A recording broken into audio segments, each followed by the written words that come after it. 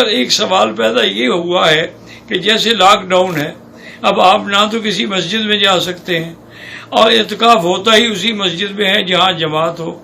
تو اس کا آخری حل یہ ہے مجبوراً کہ جیسے عورتوں کا اعتکاف گھر میں جائز ہے، تو اب مجبور کے لیے بھی اگر آپ اپنے گھر میں ایک کمرے کو مصلی بنا لیں اور نیت کر لیں کہ یہ رمضان کے مہینے کے لیے ہماری نماز کی جگہ ہے، تو اسی میں آپ 10 دن کے لیے اعتکاف کر سکتے ہیں۔ اب اس سے بھی آپ باہر نہیں جائیں گے بغیر ضرورت کے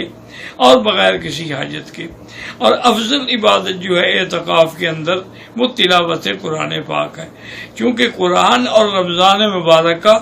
آپس میں چوری دامن کا ساتھ ہے۔ اللہ کا قرآن رمضان میں اترا ہے اور لیلۃ القدر کی نعمت بھی رمضان میں آئی ہے، اور حضور کا بھی فرمان ہے کہ آخری 10 دنوں میں اسے تلاش کرو، تحروا فی العشر الاواخر۔ اور بی بی عائشہ بھی فرماتی ہیں کہ جب 10 دن آخری رمضان کے آتے تھے، حضور صلی اللہ علیہ وسلم شد میزرہ، یعنی اپنی چادر کس کے باندھ لیتے تھے۔ یعنی اس کا ایک ترجمہ تو یہ ہوتا ہے کہ بھی اب کام کے لیے کمر کس لو، اور ایک اشارہ یہ بھی ہوتا ہے کہ اب وہ بیویوں کے پاس بھی تشریف نہیں لاتے تھے۔ تو اس لیے اللہ تعالی ہر مسلمان کو اعتکاف کی سعادت نصیب فرمائیں، اور جہاں جہاں مساجد کھلی ہیں وہاں تو اعتکاف ہر حال میں آپ مسجد میں کریں، اور مسجد بھی وہ جس میں جماعت ہوتی ہے، ورنہ اس کے علاوہ اعتکاف نہیں ہوگا۔ چونکہ اب اعتکاف کا زمانہ قریب آ گیا ہے، چونکہ اعتکاف کی ابتدا جو ہے وہ 20 تاریخ سے ہوگی، یعنی 20 رمضان کو مغرب کی نماز آپ اسی مسجد میں ادا کریں جس میں آپ نے اعتکاف کرنا ہے،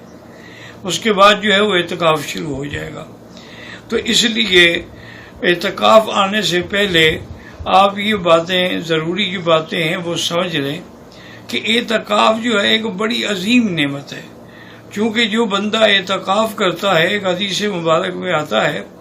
کہ اللہ تبارک و تعالی اس کو 2 حج اور 2 عمروں کا ثواب عطا فرماتے ہیں۔ اور اسی طرح ایک حدیث مبارک میں یہ بھی آتا ہے کہ جو بندہ خالص اللہ کی رضا کے لیے اعتکاف کرتا ہے، 1 دن کا اعتکاف کرتا ہے، اللہ اس کے اور جہنم کے درمیان میں 2 خندقوں کا فاصلہ کر دیتے ہیں۔ ایک خندق کا فاصلہ اتنا ہوتا ہے جیسے زمین و آسمان کا فاصلہ ہے۔ بات یہ ہے کہ جب آدمی اعتکاف میں ہوتا ہے تو ساری نیکیاں اس کے پاس جمع ہوتی ہیں، یعنی اب وہ نماز بھی پڑھ رہا ہے،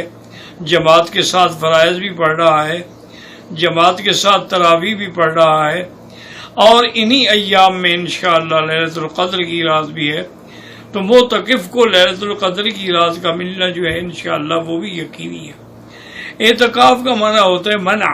یعنی اپنے آپ کو روک کے رکھنا کہ اللہ تبارک و تعالی نے جو حکم دیا ہے اس پر عمل کرتے ہوئے اپنے آپ کو ہر قسم کے لغویات سے، فواحشات سے،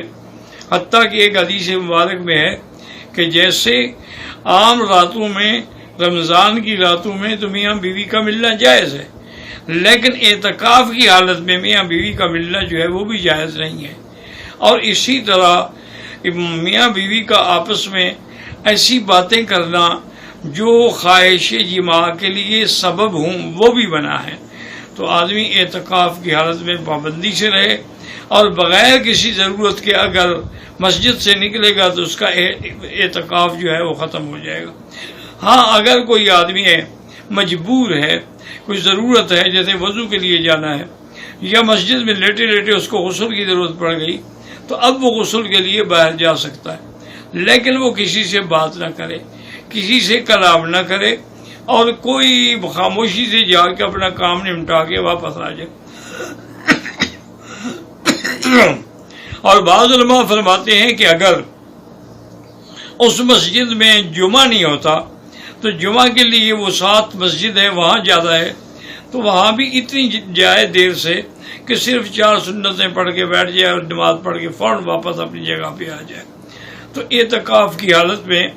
سب سے زیادہ افضل عبادت جو ہے وہ تلاوت قرآن ہے، چونکہ حضور صلی اللہ علیہ وسلم ہمیشہ رمضان کے آخری عشرے میں 10 دن اعتکاف فرماتے تھے، اور جس دن آپ کی وفات ہوئی ہے آپ نے 20 دن کا اعتکاف فرمایا ہے، اور جبریل علیہ السلام سے آپ نے 2 دفعہ قرآن پاک کا دور فرمایا ہے، یعنی آپ پڑھتے پھر جبریل پڑھتا، پھر آپ پڑھتے پھر جبریل پڑھتا۔ تو یہ بھی ایک علامت تھی کہ تقریباً حضور کا یہ آخری اعتکاف ہے. اس کے بعد حضور کی ازواج مطہرات جو ہیں وہ بھی ہمیشہ اعتکاف بیٹھتی رہیں.